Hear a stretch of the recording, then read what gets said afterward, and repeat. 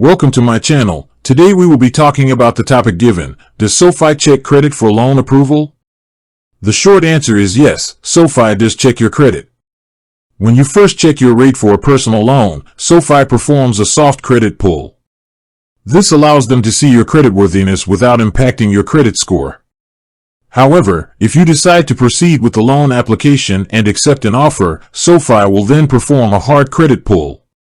A hard credit inquiry can cause a small, temporary dip in your credit score.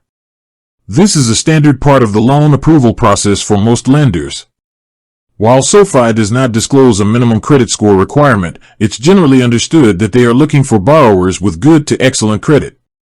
A good credit score is typically considered to be 670 or above. Having a strong credit history and a good score increases your chances of approval and can help you secure a lower interest rate.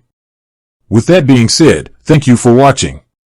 For more finance videos, kindly check my page.